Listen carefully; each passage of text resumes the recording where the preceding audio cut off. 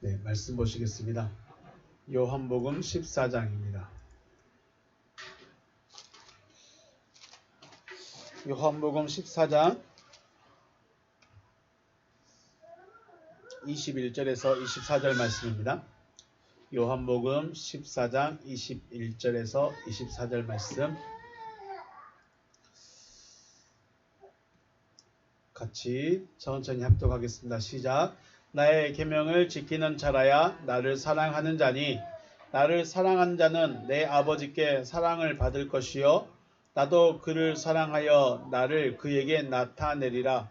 가룟 아닌 유다가 이르되 주여 어찌하여 자기를 우리에게는 나타내시고 세상에는 아니하려 하시나이까.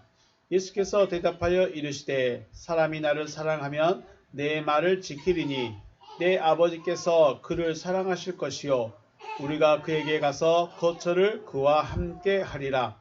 나를 사랑하지 아니하는 자는 내 말을 지키지 아니하나니 너희가 듣는 말을 내 말이 아니요 나를 보내신 아버지의 말씀이니라.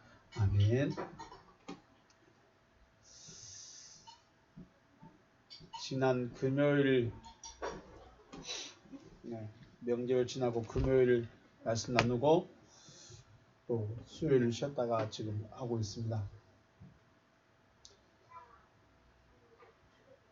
그래서 다시 한번 기억하기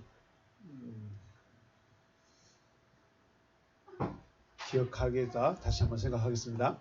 주님은 15절 말씀에 너희가 나를 사랑하면 나의 계명을 지키리라 라고 하셨는데 우리 동사를 보면 나의 계명을 지키고 있는 자가 나를 사랑하고 있다라고 15절에서 말씀하셨습니다.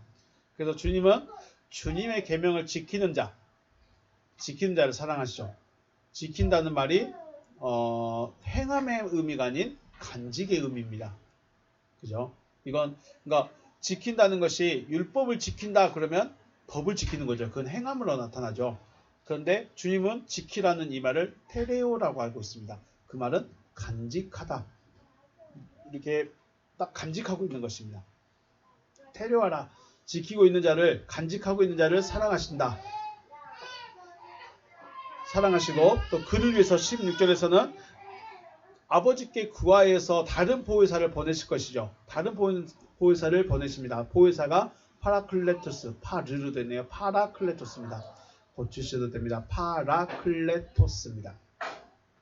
다른 보혜사를 보내줄 것인데 이 보내심을 받은 다른 보혜사를 17절에서 누구라고 합니까? 진리의 영이다 라고 하십니다. 진리의 영이다. 자, 말씀을 계명을 간직하고 있는 자가 누구라고요? 계명을 간직하고 있는 자가 주님을 사랑하는 자이고 주님을 사랑하는 자를 그 사람을 아버지께 구하여서 다른 보혜사를 보내줄 것이고 다른 보혜사를 진리의 영이라고 하십니다. 문제는 이 진리의 영이 누구냐 이것이죠. 문제는 진리의 영이 누구냐는 거예요. 왜냐하면 우리를 진리 가운데로 인도하실 분이 필요합니다. 우리를 진리의 길로 인도하실, 진리로 이끌어 가실, 진리에게로 이끌어 가실 그분이 필요합니다. 그래서 진리의 영이 누구냐가 굉장히 중요한 문제입니다. 그런데 다락방 강화에서 이제 진리의 영에 대해서 다락방 강화에서 계속을 말씀을 시작을 하시는데 보시면 2절부터 보시면 내 아버지 집에 거할 곳이 많도다. 그렇지 않으면 너희에게 일렀으리라. 내가 너희를 위하여 거처를 예배하러 간다. 자, 주어하고 동사만 하면 내가 간다죠. 내가 간다. 가서 너희를 위하여 거처를 예배하면 내가 다시 오겠다. 그죠? 정리가 되십니까?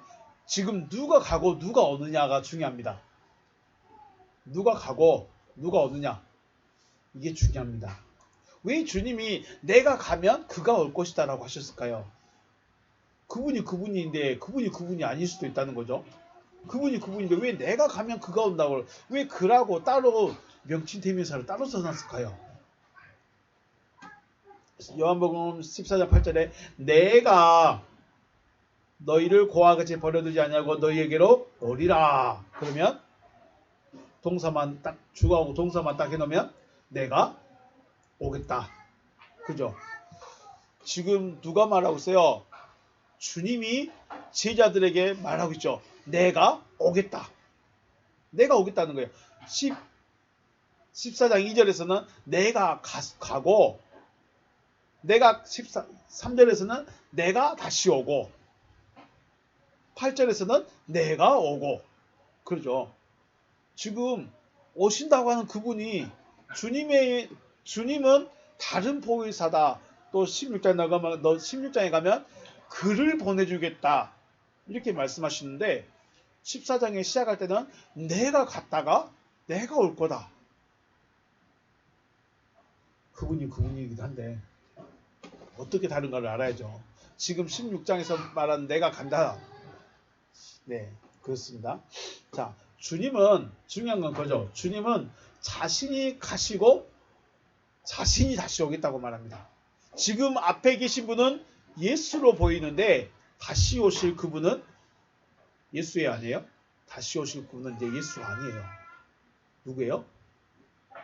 더 정확하게는 그리스도시지만 진리의 영이세요. 그분은 그리스도도 맞지만 더 정확한 건 진리의 영이에요. 왜요? 그는 진리의 영이에요. 왜냐하면 진리의 영이 오셔야 진리의 영이 나를 진리에게로 이끌어가는 거예요. 진리가 뭐예요? 진리가 뭐냐? 그러면 참이요, 진짜요. 그렇게 말하면 그냥 성경 공부하신 분들. 그럼 진리가 뭐예요? 진리가 뭐예요? 진리는 감춰놓은 것을 드러나는 거예요. 그러니까 감춰졌었는데 드러나는 것이 진리예요. 그러면 감춰져 있던 게 뭐예요? 창세기 3장에서 감춰버린 거 뭐예요? 하나님이 못 오도록 딱 막아버리겠죠. 길 막아버린 애 있죠. 누구예요? 뭐예요? 아담이 여기로 오면 안 될 것 같아서 하나님이 딱 막아버린 애 있죠. 뭐라고요? 네, 생명나무예요. 그러면 진리의 영은 우리를 어디로 이끌어가요? 생명나무에게 이끌어가요. 결국은 창세기의 1, 2, 3장에 나오는 이 모든 이야기들이 이 성경 전체를 쫙 펼쳐놔가지고 여기를 다 가게 만들어 놓은 거죠. 그럼 우리는 지금 그래서 주님은 요한복음 6장에서 계속 뭐에 대해서 이야기해요? 생명에 대해서 이야기하죠. 내가 생명의 떡이다. 나를 먹은 자는 살 것이고 나와 여튼 생명에 대한 이야기를 계속 하셔요. 그러면 여러분 지금 살아 계셔요? 죽어 있어요? 난 숨 쉬고 살아 있는데 비록 한쪽은 막혀서도 숨을 쉬어지니까 살아 있는데 그때 당시 그 사람들도 생명을 얻어? 저 사람은 살을 먹고 저 사람은 피를 먹으면 생명을 얻어? 이해가 됐을까요? 안 됐을까요? 도무지 이해가 안 되는 거죠. 지금도 우리도 마찬가지예요. 물론 그렇게 말해요. 예수님의 말씀을 먹고 예수님의 말씀을 행하고 이러면 살 수 있다라고 말하는데 진짜가 그게 아니죠. 진짜는 뭐예요? 진리의 영을 만나야 되는 거예요. 네, 그렇습니다. 그러니까 지금 누가 가고 누가 오시는가가 굉장히 중요합니다. 왜냐하면 그분이 갔다가 오시는 그분이 주님이시거든요. 내가 주여라고 부르는 그 대상이 저기 하늘에 계신 분도 아니고 저 바위 위에 계신 분도 아니고 십자가에 달려 계신 분도 아니에요. 내가 주여라고 부르는 그 대상은 확실해야 돼요. 누구요? 진리예요. 다른 이름으로 그리스도. 그리스도는 사역적인 측면도 있지만 실상은 하나님의 유일하신 아들이었죠. 근데 그 유일하신 아들이 우리에게 오실 때는 진리의 영으로. 근데 구약에서는 메시아로 기름 부음 받은 자로 그리스도로 이렇게 오시는 것, 오신다고 말씀하시는데 실제상은 진리의 영이 오십니다. 자, 이 땅에 계실 때는 육체 안에 계신 상태이시고 죽으시게 되면 죽으신다는 것을 육체를 벗어버리는 거죠. 육체를 벗어버리는 거죠. 그래서 원래의 모습이신 영이 되는 거죠. 육체를 벗어버리고 원래의 모습으로 돌아가는 거예요. 그분 원래 뭐예요? 원래 하나님이세요. 원래 하나님이세요. 근데 하나님이 이 인간을 도저히 어떻게 해볼 수가 없어. 그래서 직접 내려오신 거죠. 직접 육체를 입고 내려오신 거예요. 그래서 이제 다시 돌아가야 되려니까 육체를 벗어버리는 거죠. 육체를 벗어버리면 문제 이제 그게 주님이 진짜로 하고 싶은 게 뭐냐면 육체 대 육체로 있을 때는 이렇게 하나가 안 돼요. 하나가 될 수가 없어요. 그러니까 제자들이 아무리 3년 반 동안 열심히 가르쳐서도 도루묵이야. 그죠? 그러니까 안 되겠다 싶으니까 내가 가서 다시 올 때 그때는 어디로 와요? 옆에 오는 게 아니라 안으로 쏙 들어가 버리는 거야. 그죠? 근데 조건이 있죠. 이 주님이 진리의 영이 안으로 들어올 수 있는 조건이 있습니다. 조건이 뭐예요? 계명을 간직하고 있는 자. 계명을 간직하고 있는 자에게 오는 거예요. 아무나 오는 거 아니에요. 아, 그렇구나. 성령 주시라고 밤새도록 산에 가서 나무뿌리 뽑으면서 기도해도 안 오는 이유가 있어요. 그러면 보통 은사자들은 왜 왔을까요?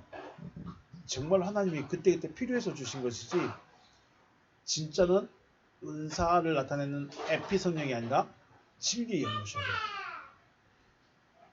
돼요. 말씀드리죠.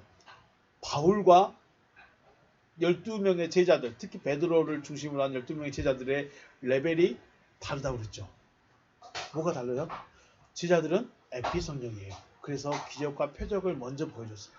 그런데 바울은 N 성령이에요. 안에 계신 성령이에요. 그래서 물론 바울의 손수건을 넣고 손수건을 이렇게 환자에 나면 살기도 하고 고침받기도 하고 그런 일이 있긴 있지만 바울이 중점적으로 했던 게 뭐예요? 내놓는 거예요. 뭘 내놨을까요? 말씀을. 안에 있는 이 말을 계속해서 내놓는 거예요. 왜요? 이게 말이 진리니까. 말이니까. 다르죠? 그래서 진리의 영이 오실 수 있는 유일한 방법은 조건은 계명을 가지고 있어야 돼요. 간직하고 있어야 돼요. 계명을 가지고 있는 자들에게 오시겠다라고 말씀하시는 것입니다. 기억하셔야 됩니다. 진리의 성령은 누구의 자 우리에게 가장 우리의 주는 누구세요? 내 주인은 예수가 아니고 내 주인은 누구예요? 진리의 영. 진리의 영이십니다. 물론 우리가 그리스도라고 말하지만 실상은 하나님의 아들이 그리스도라면 저와 여러분들도 하나님의 아들이 아니에요. 하나님의 아들 딸들 아들이 아니에요. 하나님의 아들이 되면 여러분들도 뭐가 되버려요? 그리스도가 되버려요. 그래서 정확하게 나의 주님이십니다라고 말하면 진리의 영, 진리이신 하나님, 그분이 진짜 나 주인이죠. 그러니까 나를 진짜로 이끌어가고 나를 진짜 세워 내 주인은 진리의 영이 진짜 내 주인이십니다. 자, 그래서 그러면 진리의 영, 원래 주님의 정체성은 진리의 영이라는 것이죠. 진리의 영. 진리의 영이라는 건 진리 자체죠. 그러니까 진리의 영이 어디로 이끌어가요? 우리를? 진리 가운데로 진리에게로 이끌어가는 거예요. 진리가 뭐예요? 하나님이 감춰놨던 거. 생명나무. 여기로 이끌어가는 거예요. 그러면 주님은 원래 이 생명나무 자체가 누구예요? 원래 주님이죠. 내가 달라붙어야 되는, 내가 접붙임을 받아야 되는 그 대상이 나의 주님이신 거예요. 문제는 육체로 계실 때는 따르는 자나 따르지 않는 자나 믿는 자나 믿지 않는 자나 믿음이 있는 자나 없는 자나 다 누구든지 예수 앞에 올 수 있었다는 거예요. 지금 마치 교회처럼 지금의 교회처럼 그냥 문만 열고 들어오면 돼요. 문만 열고 들어오면 돼. 그래서 앉아서 뭐라 하는지 듣든지 책 잡기 위해서 듣든지 아니면 잘하는지 못하는지 판단하기 위해서 듣든지 어려운지 쉬운지 판단하기 위해서 듣든지 뭘 하든지 간에 앉아서 들을 수는 있어요. 그러죠. 들을 수는 있어요. 하지만 문제는 이 진리의 영이라는 분은 진리의 영이시기 때문에 누구에게 와요? 믿는 자에게 오는 거예요. 그러면요. 다시 한번 정리할게요. 자, 주님은 누구에게 오죠? 주님은 어떤 자에게 온다고 전제 조건이 있었죠? 누구라고요? 계명을 지키는 자. 그런데 방금 진리의 영이시기 때문에 누구에 온다고요? 믿는 자에게 와요. 그러면 계명을 지킨다는 것이나 믿는다는 것이 어떤 말이에요? 같은 말이에요. 그럼 믿는다는 게 뭐예요? 믿는다는 것은 이제 그 주님의 말씀이 내 안에 꽉 채워버리는 거예요. 다시 또 나오네요. 그 누구죠? 이몽룡이 춘향이처럼 내 나와 정혼한 그분은 반드시 나에게 올 거다. 이거 하나 들고 이 약속 하나 다른 거 있어요 없어요? 없어요. 뭐 재산을 준다거나 뭐 내가 안 돌아와도 우리 아버지가 너 책임져 줄 거다 그런 약속도 없어요. 뭐만 있어요? 내가 올게. 내가 너에게 반드시 온다. 이거 하나밖에 없어요. 요한복음 14장 말씀에도 그 앞에서 쭉 이야기하지만 내가 갔다가 다시 오겠다 이거밖에 없어요. 내가 너희를 복을 주고 부흥시켜주고 병 고쳐주고 건강하게 해주고 너 사람들이 유명하게 해주고 이런 거 한마디도 없어요. 뭐만 있어요? 내가 갔다가 오겠다요. 내가 갔다가 오겠다요. 그런데 그래서 갔다가 오시는 그분이 주님이시고 그분이 누군지를 알아야 되는 거예요. 그분이 누군지 알아야 돼요. 그분을 모르니까 그분이 누굴까? 그러죠. 그러지 않겠습니까? 문제는 주님은 믿는 자의 것이에요. 근데 믿는 자는 어떤 자예요? 약속을 간직하고 있는 자예요. 내가 갔다가 다시 올게. 이 약속 간직하고 있는 그에게 오겠다는 거예요. 자, 그러면 앞에서는 예수님으로 계실 때 육체 예수로 계실 때 교회라고는 이 건물이 있을 때는 막아요 안 막아요? 오는 사람? 안 막아요. 다 와요. 어떤 사람이 왔든 뭐 판단하기 위해서 정죄하기 위해서 심판하기 위해서 어떤 뭘 하기 위해서 왔든지 간에 다 올 수 있어요. 그런데 중요한 건 여기에 왔으면 마가의 다락방에 모인 제자들이 가장 핵심이 뭐예요? 누구를 지금 기다리고 있는 거예요? 다시 오신 주님을 기다리는 거죠. 마가의 다락방에 모인 제자들은 누구를 기다리고 있어요? 다시 오시겠다고 약속하신 그 주님을 기다리고 있어요. 그곳이 마가의 다락방이었고 그곳이 보호소인 교회의 시작입니다. 그러면 교회에 왔으면 누구를 기다려야 돼요? 나에게 오실 그 주님을 기다려야죠. 그런데 말 잘하나 못하나 책 잡으려고 저 말이 맞나 틀리냐 분별해야 되죠. 2단인지 3단인지 4단인지 그것도 알아보려고 그러고 있으면 주님 만날 수 있을까요? 못 만날까요? 다락방에 앉아가지고 저것들이 이상한 짓 거만 저 신비주의 빠진 거 아니야? 저 이단들 아니야? 이러고만 있으면 주님 만날 수 있을까요? 못 만날까요? 그 다락방에 들어갈 수도 없겠지만 만나지도 못해요. 왜 갔어요? 목적이 다르죠. 세상은 그를 영접할 수 능력이 없습니다. 세상이라는 존재 자체는 예수님으로 계실 때는 세상이든지 어둠이든지 깝깝한지 누구든지 예수 앞에 일단은 갈 수는 있어요. 그죠? 일단은 갈 수 있어. 근데 안 따라다녀. 안 믿어. 근데 문제는 진리 시대 돼버리니까 주님이 가셔버리는 시대, 주님이 다시 오시는 이 시대가 돼버리면 세상은 그 주님 앞에 갈 수 있을까요? 못 갈까요? 못 간다는 거예요. 여기에 그를 영접할 수 있는 능력이 없다는 것은 주님을 볼 수도 없다는 거예요. 그렇죠? 19절에 조금 있으면 세상은 다시 나를 보지 못할 것이로되 그랬죠. 19절에서 이제는 주님 못 봐요. 세상이라는 존재들은 주님을 못 봐요. 그 세상이 안 믿는 자들이 문제가 아니에요. 안 믿는 자들이 문제가 아니라 다락방에 올라와 있는 그들이 주님을 못 볼 수가 있어요. 왜요? 교회에 나와 있는 그들이 못 볼 수가 있어요. 왜요? 믿는 자가 아니기 때문에. 교회 나오면 다 믿는 자지. 그렇죠. 우리 입장에서는 교회 왔고 세례 받고 성경 공부하고 기도하고 찬양하고 예배하고 있으면 믿는 자예요. 누구 입장에서? 우리 입장에서.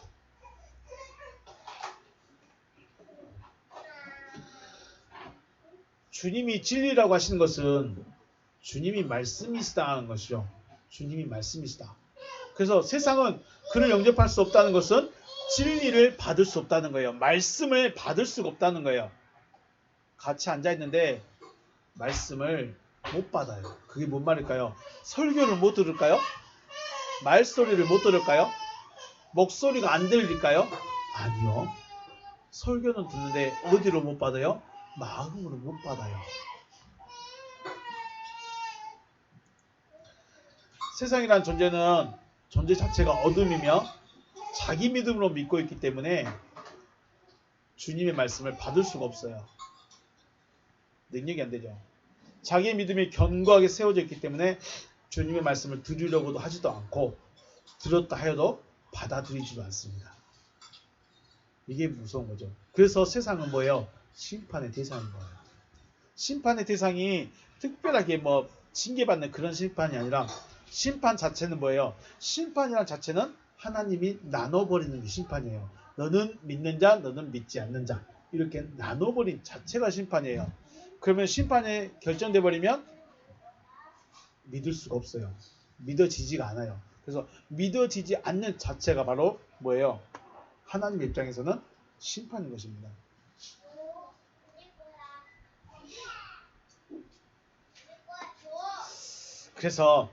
그래서 다시 주님은 자기 사람들을 사랑하실 때 끝까지 사랑하시는 것이에요. 왜요?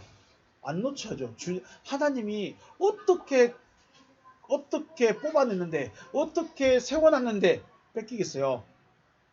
내 아들로 어떻게 이렇게 만들어놨는데 그걸 어둠에게, 원수에게 또 뺏기겠어요? 하나님도 안 뺏기겠다는 거죠.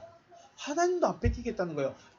요한복음 13장에서 자기 사람들을 끝까지 사랑하시겠다는 것은 믿는 자, 믿음이 있는 자, 말씀을 가진 자, 약속을 가지고 간직하고 있는 그들은 하나님도 어떻게든 안 뺏기겠다는 겁니다. 하나님이 여러분을 놔두셨으면 좋겠습니까? 아니면 안 뺏기고 꽉 지켜줬으면 좋겠습니까? 여러분을 마귀에게 뺏겨버렸으면 하나님 좋겠습니까? 아니죠. 그래서 믿는 자를 안 뺏기시는 거예요. 말씀을 가지고 있는 자는 하나님도 안 뺏기겠다는 거죠. 그래서 끝까지 사랑하시겠다는 겁니다. 주님이 다시 오시는 그날에 주님을 보게 되는 거죠. 20절에 그날에는 내가 아버지 안에, 너희가 내 안에, 내가 너희 안에 있는 것을 너희가 알게 됐다.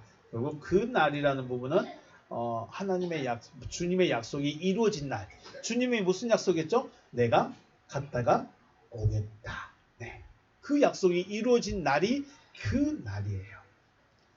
그 날은 주님이 처소 삼고 내 안에 들어오신 날. 나를 처소 삼고 내 안에 들어오신 그 날이 바로, 역사하신 그 날이 바로 주님 오신 날, 그 날인 것이죠. 자, 여기까지가 20절 말씀이었습니다. 이걸 일단 좀 정리를 하고 계셔야 됩니다. 왜냐하면 오늘 말씀도 중요한 말씀이기 때문에 21절에 나의 계명을 지키는 자라야 나를 사랑하는 자다. 15절 말씀하고 똑같은 말씀이죠. 나의 계명을 지키는 자라야 나를 사랑하는 자니 나를 사랑하는 자는 내 아버지께 사랑을 받을 것이요 나도 그를 사랑하여 그에게 나를 나타내리라. 아멘. 한번 우리 원문 같이 한번 읽어볼까요? 에콘입니다. 에콘. 그가 가지고 있다. 타스 엔톨라스 무. 나의 계명을 가지고 있다. 여기 보면 에콘이라는 동사, 에콘 동사 보시면 현재형이죠. 그리고 능동태입니다. 가지고 있다. 그가 가지고 있다. 나의 계명을 가지고 있는 그이다. 그죠? 그렇게 됩니다. 그 다음에 카이 테레온 아우타스. 그리고 지키고 있다. 아우타스가 목적격, 역격, 복수 3인칭입니다. 목적격이 뭐였어요? 앞에 나오는 엔톨라스죠. 엔톨라스가 목적격이었습니다. 그래서 나의 계명을 지키고 있는 그는 에케이노스 에스틴 허 아가폼 메. 그가 나를 사랑하고 있는 자다. 이런 의미입니다. 이런 뜻입니다. 나의 계명을 가지고 있고 그것을 지키고 있는 그가 나를 사랑하고 있는 것이다. 여기 보시면 다시 한번 강조하는데 에콘 가지고 있다도 현재형이고 지키고 있다도 테레온도 현재형이고 사랑하고 있다는 것도 현재형입니다. 그러면 가지고 있고 지키고 있고 사랑하는 것, 가지고 있고 지키고 있는 것이 현재로 내가 가지고 있기 때문에 사랑한다는 거예요. 기억하시기 바라겠습니다. 내가 주님을 옛날에 사랑했습니다. 그건 옛날 일이고요. 앞으로 사랑하겠습니다. 그건 해볼 일이고요. 네, 지금 해야 돼요. 지금 약속을 가지고 있고 지금 내가 그걸 간직하고 있어야 돼요. 호떼 아가폼메. 그리고 그는 나를 사랑하고 있다. 나를 사랑하고 있는 그는 아가페 데세타이 사랑을 받을 것이다. 앞에서는 사랑하고 있으니까 뭐예요? 사랑을 받을 거예요. 여기의 동사는 수동태예요. 미래형 수동태. 그러니까 내가 현재 지금 주님을 사랑하고 있으니까 주님이 앞으로 나를 사랑하겠다는 거죠. 휘퍼투 파트루스문 나의 아버지께 사랑을 받을 것이다. 나를 사랑하고 있는 그는 나의 아버지 아래에서 사랑을 받을 것이다.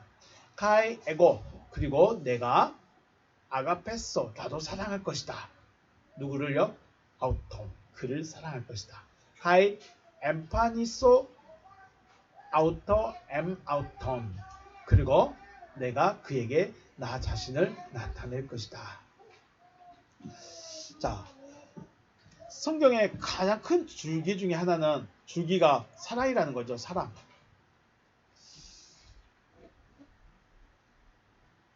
아담이 선악을 알게 한 나무로부터 먹은 후에 하나님의 음성을 들었을 때 어떠했습니까? 그 마음이 두려웠습니다. 그래서 숨었습니다. 하나님이 변했는가요? 아담이 변했는가요? 하나님은 그대로예요.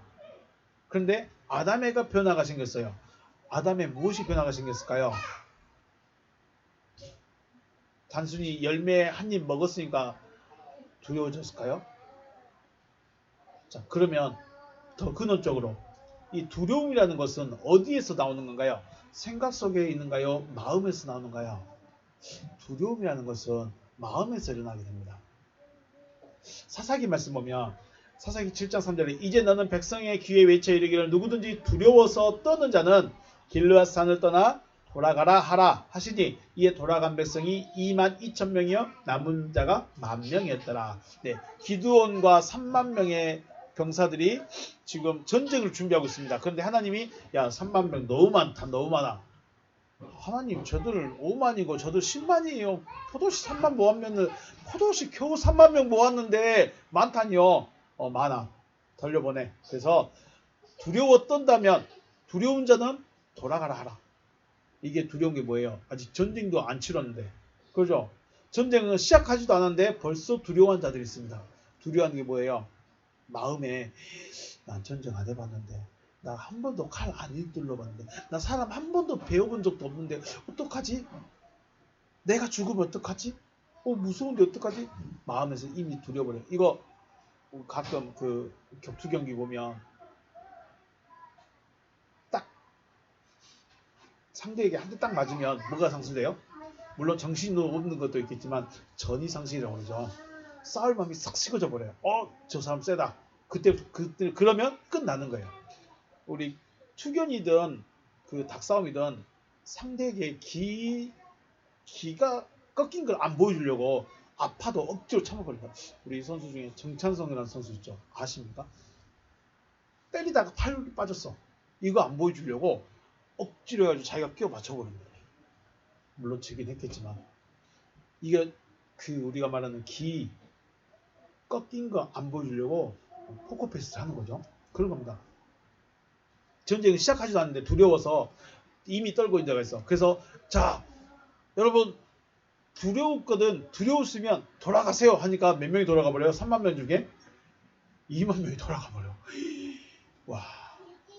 그러면 이 사람들 데리고 전쟁할 수 있었을까요? 못했을까요? 저도 못했을 것 같아.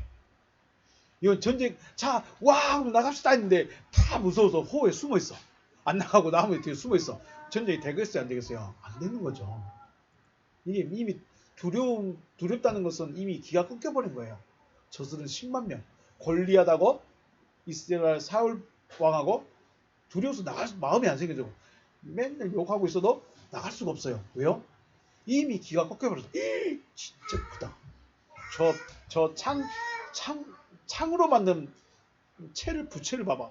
저거 한번 휘두르면 다 죽게. 두려워서 갈 수가 없어요. 그래서 그때 누가 나와요? 아무것도 모르는 다윗이 나타나서 제정신이 아니게 말하죠. 제정신이 아니니까 그러는 거예요. 제정신이 없다 아니라는 것은 두렵지 않다는 거겠죠.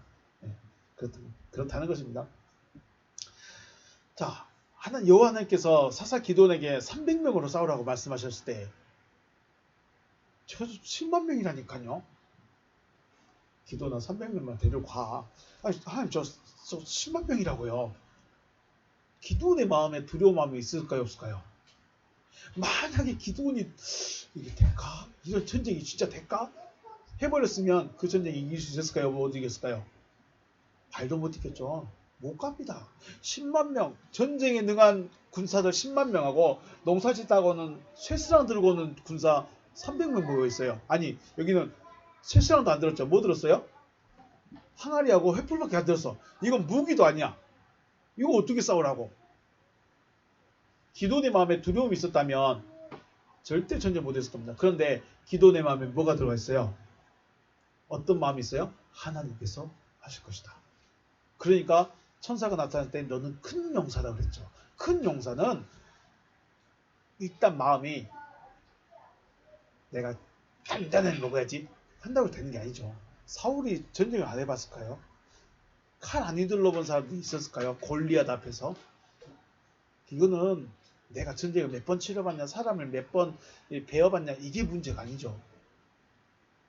하나님께서 하실 것이다라는 이 신뢰가 있어야만 큰 용사입니다. 큰 용사는 하나님께서 하실 것이다. 그러니까 하나님이 하라 하신 대로 하면 되는 겁니다. 그리고 큰 용사는, 큰 일을 한 사람은 하나님이 하라고 하신 대로만 하면 됩니다. 별로 내키지 않으신가 봐. 용사 되기 싫으신가 봐요. 아브라함이 믿음이 있다고 인정받을 때 뭐였어요? 하나님이 하실 것이다. 이걸 신뢰한 거죠. 하나님에 대한 신뢰는 하나님의 말씀에 대한 믿음으로 그 마음에 두려움이라는 어둠이 존재하지 않는 거예요. 결국 뭘 말하고 싶으냐? 아담이 하나님의 음성을 듣고 두려운 것은 하나님에 대한 신뢰가 있어요, 없어요? 신뢰가 깨져버린 거예요. 하나님에 대한 신뢰가 깨져버린 거예요. 하나님이 결국은 무슨 말씀인지는 모르겠는데 나에게 생명나무를 먹을 수 있도록 인도하실 것이다. 이걸 가지고 있어야 되는데 지가 해본 거죠. 누구 말 듣고? 뱀의 말 듣고. 그래서 아담의 마음에 어둠이 들어왔다는 반증이에요. 하나님이 두려운 것은 뭐예요? 어둠이 들어온 거예요. 하나님은 빛이시죠. 하나님은 빛이세요. 근데 우리 아담 안에 빛으로만 채워져야 되는데 그 한쪽 부분에 뭐가 들어버렸어요? 어둠이 들어버렸어요. 그러니까 두려운 거죠. 그러면 자, 아담의 마음에 어둠이 들어왔다고 해요. 아담의 마음에 어둠이 들어왔어요. 그러면 선악을 알게 한 나무를 내가 입으로 베어서 먹으니까 어둠이 들어왔을까요? 아니면 뱀의 말을 들어서 어둠이 들어왔을까요? 네, 감사합니다. 뱀의 말을 들어서 어둠이 들어왔답니다. 그럼 선악과를 먹은 것은 상관이 있어요, 없어요? 네? 네. 그냥 내가 먹었던 이 열매는 배로 들어갔다가 뒤로 나오면 끝나요.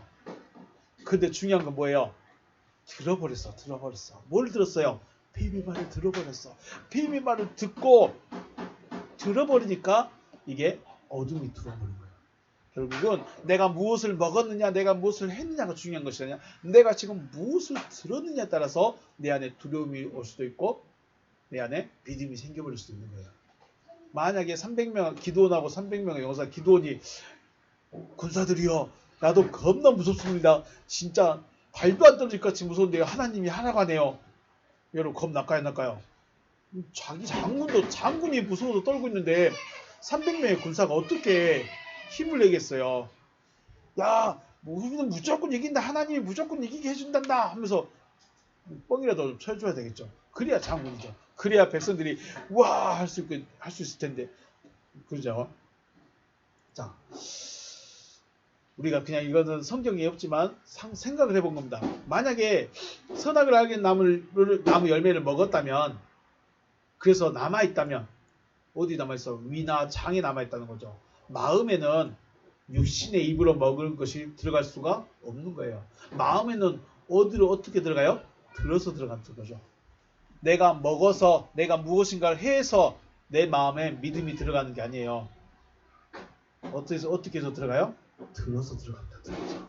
그래서 로마서에서 말하기를 뭐라고 말합니까? 믿음은 어디서 납니까? 믿음은 들음에서 나고 들음은 그리스도의 말씀으로 말미암느니라. 그렇죠. 그래서 믿음은 들어야 돼요. 들어야 되는데 무엇을 듣느냐, 무엇을 듣느냐에 따라서 우리의 믿음이 결정이 되는 것입니다. 우리의 배는 입으로 들어오는 것이 머무는 우리 배, 이 배는 입으로 들어오는 것이 머무는 것이고 우리의 마음은 귀로 들어오는 것이 머무는 것이에요. 그래서 두려운 말, 어둠의 말이 들어오면 우리 마음에 뭐가 머물러요? 어둠과 두려움이 머무르게 되어 있어요. 거짓말이 들어오면 내 안에 거짓 믿음이 생기게 되어 있어요. 내 안에 그냥 지식만 들어오고 있으면 내 마음속에 지식밖에 안 쌓였어요. 하나님의 믿음이 들어오려면 뭐가 들어와야 돼요? 하나님의 말씀이 들어와야 돼요. 하나님의 말씀이 안 들어오니까 하나님 앞에서 두려운 거죠. 자, 아담이 두려웠던 것은 아담의 마음이 하나님의 말씀으로 채워진 것이 아니라 다른 가르침, 다른 말씀이 들어왔다는 것입니다. 그래서 하나님의 음성이 두려운 거예요. 자, 제가 지금 무슨 이야기하다가 두려움 이야기로 넘어갔을까요? 사랑 이야기하다 그랬죠. 사랑 이야기하다가 하나님을 사랑하고 있으면 두려울 게 있어요, 없어요? 없어요. 그런데 지금 아담의 마음이 어떻게 됐어요? 둘로 나눠졌어요. 한쪽은 하나님, 한쪽은 뱀의 말로 나눠졌어요. 그러니까 사랑이 아니에요. 사랑이 아니니까 어떻게 했을까요? 두려운 거예요. 자, 다시 한번 정리하면 아직 아담은 생명나무로부터 생명나무하고 붙어지는 성숙의 단계는 아니에요. 그 말은 아직 잔이 좀 더 차야 된다는 말이에요. 여기 절반 남았는데 절반이 더 차야 돼. 아직은. 그래도 하나님이 뭐라고 했어요? 그래도 하나님 두려웠어요? 안 두려웠어요? 절반이 비어있는데 하나님 아담아 불렀을 때 두려웠어요? 안 두려웠어요? 안 두려웠어요. 그런데 이 나머지에 뭐가 들어왔어요? 어둠이 들어버렸어요. 어둠이 한 방울 들어왔는데 이 한 방울 들어온 것 때문에 아담은 두려운 거예요. 아직 다 안 찼어도 하나님의 음성을 들었을 때는 두려워하지 않았어요. 아직 다 안 찼는데 하나님과 에덴 동산 안에서 같이 있었어요. 그런데 어둠이라는 한 방울이 들어왔어요. 그때부터는 어떻게 돼요? 두려웠어요. 한 방울 들어왔는데 이게 사랑이 깨져버린 거예요. 그래서 두려운 겁니다. 결론적으로 사랑이라는 것은 사랑하는 상대가 마음에 가득 채워져야 돼요. 가득 채워진 게 사랑이에요. 하나님 사랑하십니까? 내가 하나님 사랑합니다. 그 말은 내 마음에 다른 거 없어요. 육신적인 생각도 안 들어가고 합리적인 이성적인 거 하나도 안 들어가요. 오직 하나님의 말씀만 있어요. 하나님 주님 다시 오신다고 약속하셨죠? 저 그 말씀만 믿어요. 제자들이 마가 다락방에서 머물러 있었던 것처럼 그 상태입니다.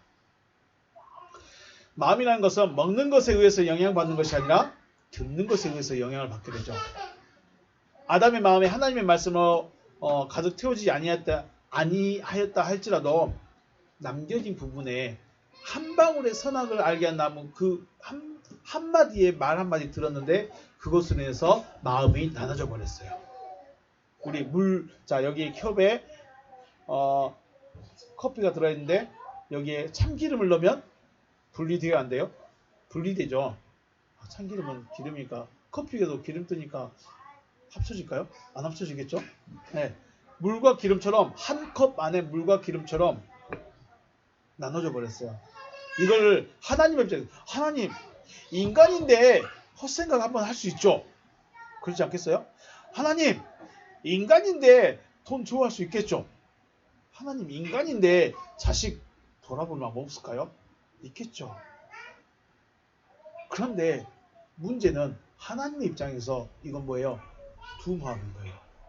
자녀하고 네 안에 자녀가 들어와 버렸냐? 네 안에 돈이 들어와 버렸느냐?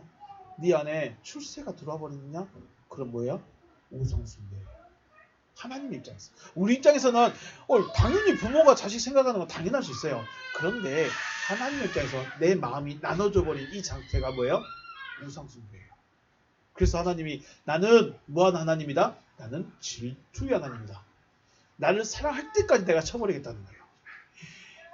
무서운 말씀이에요. 내가 질투의 하나님, 그 말씀이 단순히 그냥 교회만 열심히 다니고 그러면 된 줄 알았어요. 근데 말씀 준비하다 보니까 질투한다는 것은 완전히 나를 사랑하는 거예요. 하나님도 나밖에 없어. 근데 내 마음이 두 개로 나눠져 버렸어. 너 나만 사랑하지 않아? 너 나만 사랑할 때까지 내가 너를 괴롭힐 거야. 여러분 어떻습니까? 하나님은 질투의 하나님이세요. 소멸하기까지.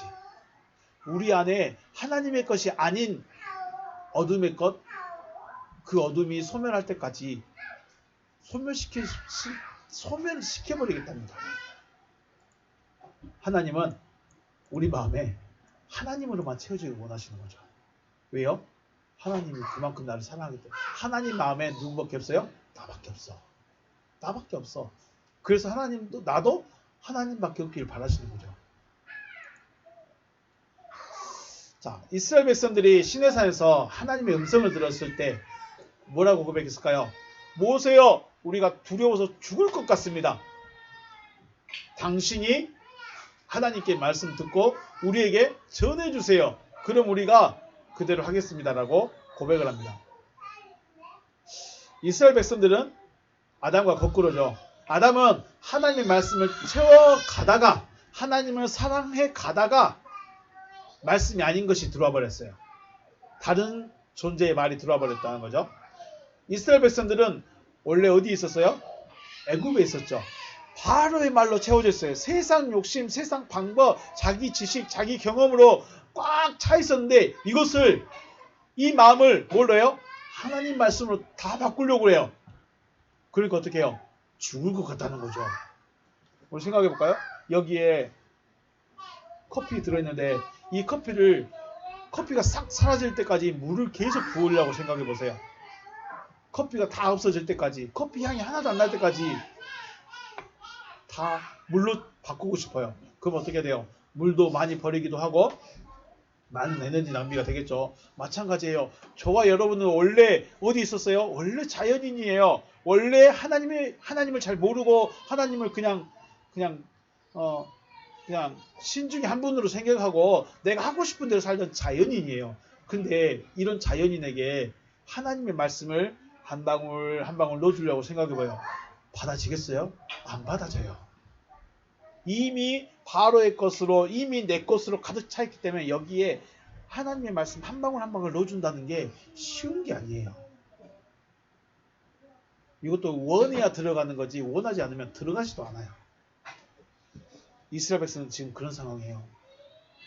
400년간을 바로 밑에서 세상 사람들 살들 똑같은 방식으로 살다가 하나님 앞에 왔는데 하나님이 내 말대로 살아라 하니까는 일단 대답은 해야 될 것 같아.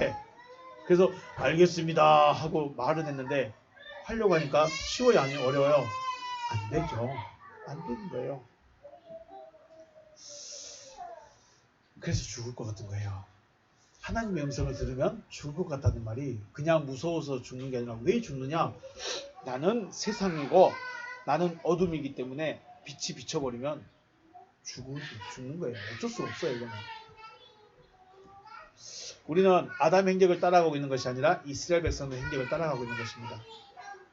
왜냐하면 아브라함도 갈대아 우르에 살았었죠. 갈대아 우르에 살아서 거기 있는 아브라함을 불러냈어요.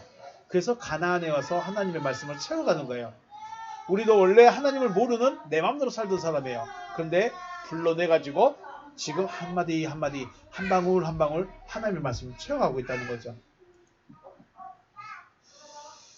자, 그렇다면 우리도 시내산 앞에서 백성들과 같이 하나님의 음성을 들었다면 혹은 듣고 있다면 두려워서 죽을 것 같은 느낌적인 느낌이 있어야 하지 않을까요?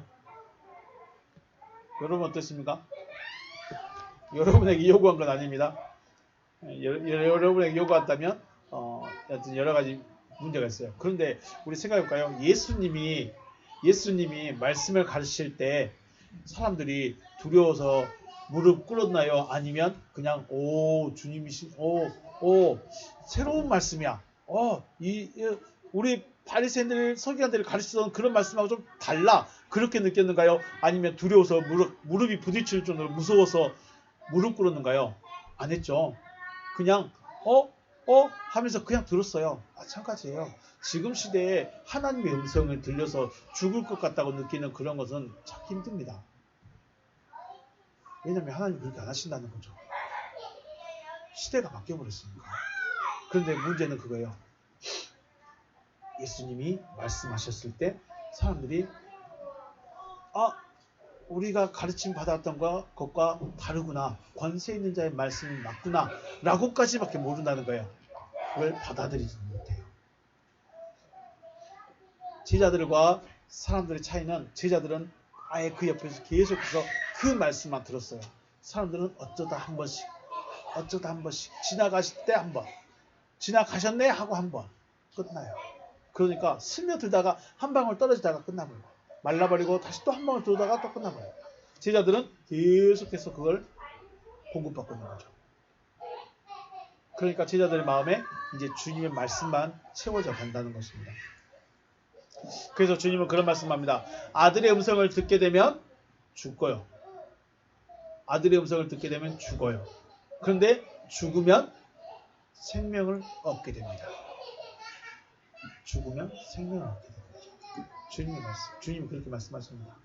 자, 지금 저희는 사랑이라는, 왜 이 사랑에 대해서 이야기하느냐? 사랑은 성경의 가장 핵심적이에요. 왜냐하면 왜 사랑이 가장 핵심이냐? 하나님은 무엇이다? 사랑이시기 때문에. 하나님은 사랑이시기 때문에 그 사랑을 알아야 돼요. 사랑의 개념이 뭐냐? 그것만 있는 거예요. 내 상대만 있는 거예요. 어디에? 내 마음에. 그런데 내 마음에 다른 상대가 들어오면, 다른 대상이 들어오게 되면 그때부터는 사랑이 깨져버리는 거예요. 그럼 저와 여러분은요, 지금 주님만 사랑한다고 말할 수 있을까요? 하나님만 사랑한다고 말할 수 있을까요? 내 마음에 하나님, 저 돈 없어도 하나님만 내 안에 들어오시면 돼요. 저 아무것도 필요 없어요. 그냥 주님만 내 안에 들어오세요. 다시 오신다고 했으니 주님만 오세요. 그러실 분이 몇 분이나 계실까요? 생각보다 죽지 않으면 되어지지 않을 일인 거죠. 사랑이라는 것은 단순히 내가 당신 사랑해, 당신 좋아해, 당신만 있으면 돼, 이런 정도가 아니고 나하고 그 사람과 하나 됩니다. 어디에서요? 마음 안에서 하나 돼버리는 거예요. 하나님, 내 마음에 하나님으로 가득 채워버렸고 나는 여기 있으니까 하나님과 내가 하나 돼버리는 거예요. 그 상대로 완전하게 채워진 상태가 바로 사랑인 것이죠. 로마서 말씀 나올 때 화평을 가지라고 했습니다. 하나님의 말씀이 믿어지면 다음으로 가져야 되는 것이 바로 하나님과 하나됨입니다. 하나님과 하나됨이라는 것은 내 삶을 살아가는 것이 아니라 하나님의 삶을 살아가는 겁니다. 우리 마음이 중심이고 그 다음에 마음에 있는 것이 생각으로 나오고 생각에 있는 것이 행동으로 나오게 되죠. 이렇게 속에서부터 나오게 되어 있습니다. 그러면 내 마음에 하나님이 채워져 버렸고 하나님과 하나 되었으면 내 생각 자체도 하나님의 생각을 하고 하나님의 생각을 할 수밖에 없고 내 삶도 그 생각의 삶을 살아가게 되는 거예요. 그래서 결국은 하나님과 하나 되면 누구의 삶을 살아가요? 하나님의 삶을 살아가는 겁니다. 이게 사랑의 삶인 것이에요. 고린도전서 10장에 보면서 사랑은 온유하고 사랑은 오래 참고 사랑은 시기하지 않으며 사랑은 이 모든 것들이 누구의 삶이에요? 내 삶은 사람은 그렇게 못 살아요. 그게 바로 하나님이라는 거죠. 하나님이니까 나를 보고 오래 참고 나에게서 내가 헛생각해도 화 안 내시고 좀 기다려주고 이러시지 그러지 않겠습니까? 앞에서 우리 원문 읽을 때 에콘, 테레온, 아가파온 이 세 동사 봤습니다. 다 현재형이었습니다. 가지고 있고 지키고 있고 지키고 있는 자가 사랑하고 있는 자라는 거죠. 이러한 상태의 사람이 주님을 사랑하고 있는 사람이며 주님은 이러한 사람에게 사랑한다, 사랑할 것이다. 또 아버지께서 사랑을 받을 것이다 라고 하십니다. 하나님 아버지로부터 사랑을 받는 자, 내 사랑하는 자다라고 말을 듣는 자가 누구 있어요? 바울을 보고 너는 내 사랑하는 자다라고 말씀했을까요? 안 했을까요? 안 했어요. 베드로를 보고 너는 내 사랑하는 자다 말씀을 하셨을까요? 안 하셨을까요?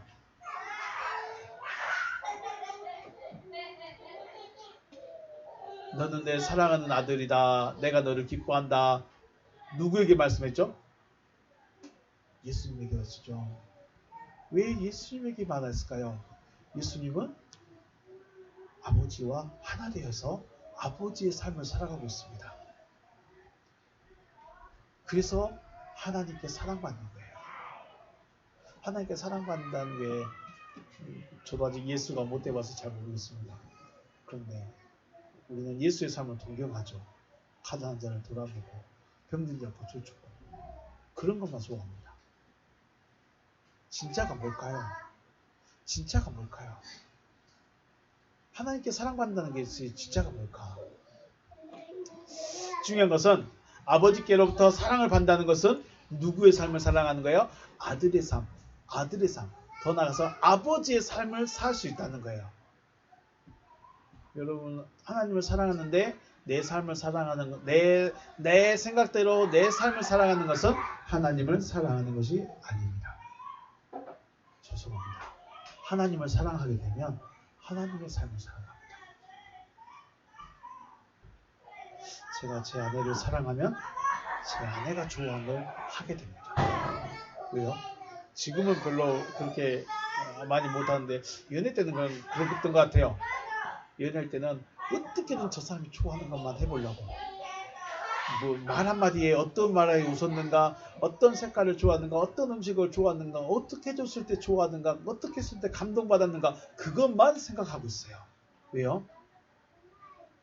저 사람이 내 안에 다 들어버려서 내 안에 채웠기 때문에. 마찬가지겠죠. 아버지께 사랑받는 사람은 아버지 사랑이 채워졌기 때문에 누구의 삶을 살아가요? 아버지의 삶을 살아가는 거죠.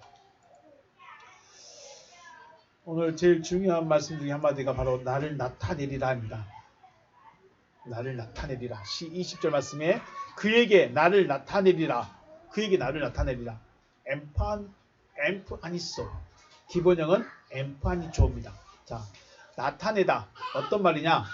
그런데 보면 1717번이 엠파네스가 1722번 N 전치사와 5316번에 합성합니다. 그래서 5316번이 푸아노이 빛나다, 밝게 보이다. 그런데 밝게 보이는데 어디서 밝게 보인다는 거예요?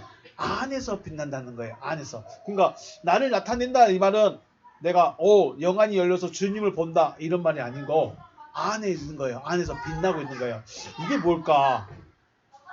이 똑같은 말을 사용한 데가 마태복음에 써 있습니다. 무덤들이 열리며 마태복음 27장 52절에 무덤들이 열리며 자돈 성도들의 몸이 많이 일어났습니다.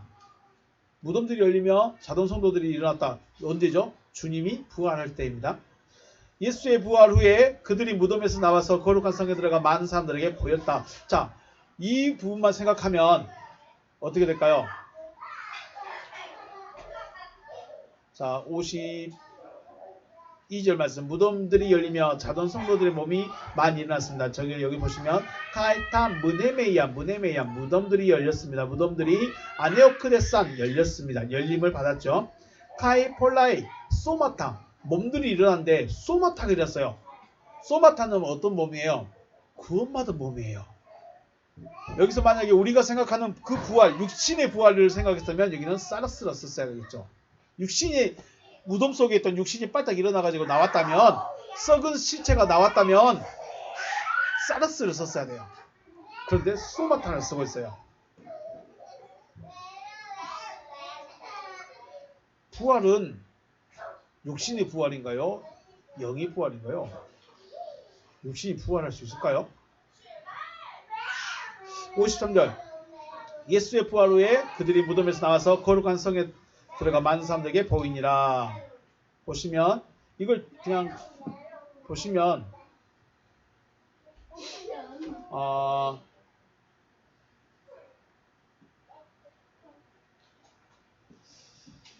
핵심적인 말이 여기 있습니다. 무네메이안 무덤이 열렸습니다. 무덤이 열렸어요. 우리 그 부활 이야기할 때 가장 첫 번째가 열려야 될 게 뭐였죠? 무덤에서의 부활이 가장 먼저 있어야 됩니다. 무덤에서 부활 있고 그 다음에 첫째 부활에 참여합니다. 무덤이 열려야 되고 그 다음에 첫째 부활에 참여합니다. 이게 뭔 말인지 아시죠? 무덤이 뭐였어요? 머무는 곳이죠. 지금 내가 머물러 있는 곳, 내 믿음이 머물러 있는 곳, 내 생각이 머물러 있는 곳, 내가 지금 머물러 있는 이 상태, 내가 생각하고 있는 이 생각에서 벗어나야 되는 거예요. 이게 무덤이죠. 무덤이 지금 그래서 주님이 야 저기 공동묘지에 무덤 몇 개 열렸더라 이거 말하고 싶어서 지금 이걸 기록해 놨을까요? 아니죠. 주님이 죽으실 때 저분이 진짜 하나님의 아들이다라고 말한 사람도 있어요. 마태복음 27장 54절 백부장과 및 함께 예수를 지키던 자들이 지진과 그 일어난 일들을 보고 심히 두려워 이르되 이는 진실로 하나님의 아들이었도다 하더라. 그러면 지금까지는 하나님의 아들이라고 말한 걸 뭘로 들었을까요? 뻘로 들었죠. 내가 메시아다라고 말해도 내가 구원자라고 말해도 사람들이 뭐래요? 선지자 알아. 하나님이 보내신 특별한 사람. 맞아. 기적을 베풀고 있는 특별한 사람. 그래. 그것까지 인정해 줄게. 그렇게밖에 안 했어요. 그런데 예수가 죽고 부활하고 나니까 사람들이 뭐라고 그래요? 이 사람이 진짜 누구다? 하나님의 아들이다. 하나님의 아들이라고 발견해버리는 건 뭐예요? 생각이 열려버렸다는 거예요. 생각이 열려서 이제 알았다는 거예요. 그럼 어떻게 했을까요? 이 사람들이 어떻게 했을까요? 백부장과 지진과 예수를 지켜던 이 사람들이 어떻게 했을까요? 야, 그 사람이 진짜 하나님의 아들이었어 라고 말하고 다니지 않았을까요? 이게 나타나 본 거예요. 이게 나타난 겁니다.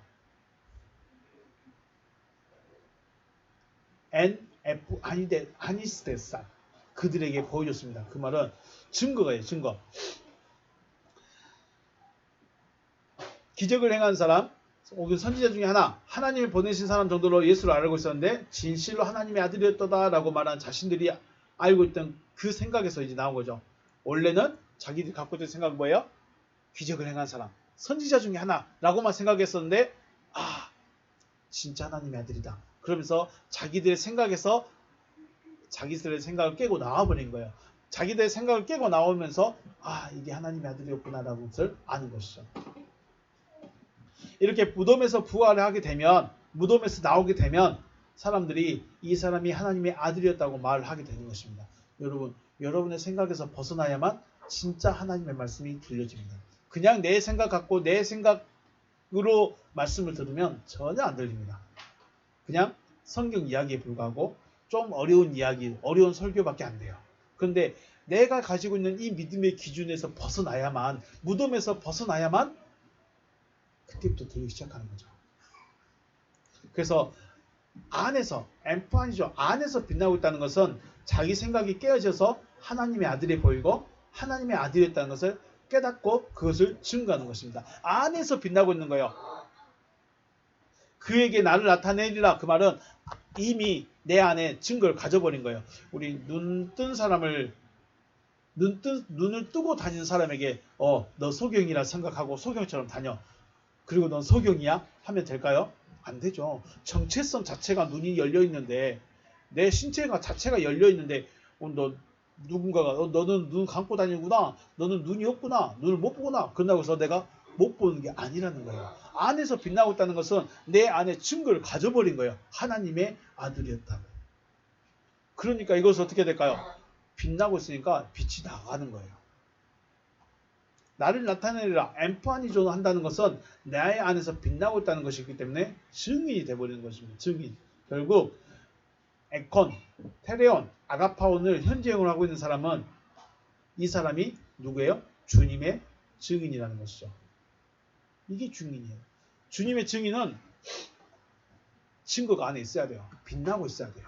그래야 증인이죠. 이것이 없이 그러니까 에콘과 테레온과 아가파온이 없이 나는 주님의 증인입니다 라고 하는 것은 무엇일까요? 또 이것이 무엇인가를 하고 있다는 것 이것 없이 그죠? 에콘, 테레온, 아가파온 없이 나는 주님을 위해 일하고 있습니다 라고 말하는 것은 무슨 의미일까요?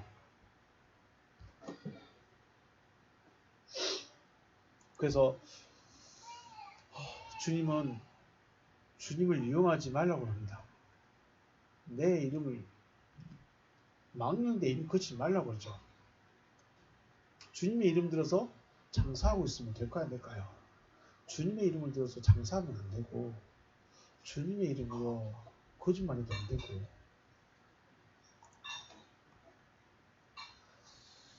네, 오늘 여기까지 하겠습니다. 왜 이렇게 길었냐면 사랑이라는 이야기 때문에 그렇습니다. 사랑이라는 이야기. 단순히 사랑은 성경의 주제라고 말하지만 사랑이 최고이기 때문에 결국은 우리는 사랑을 위해서 달려가고 있는 것이라고 해도 틀린 말은 아닙니다. 사랑을 위해서 지금 달려가고 있는 거예요. 나와 여러분의 사랑이 아니라 나와 하나님의 사랑. 이것을 향해 지금 달려가고 있는 거예요.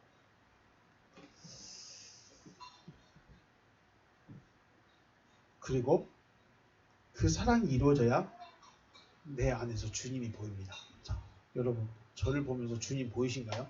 안 보이시죠? 아직 안 됐으니까 그래요. 당신이나 잘하세요. 그런 말 하지 말고 그렇게 말하시면 안 되고 같이 가야죠. 우리 다 같이 주님이 나타나 보여야 돼요. 무덤에서 나와야 주님이 보이기 시작하는 거예요. 주님이 보이기 시작하면 주님으로 채워가고 채워져야 나타나는 거죠.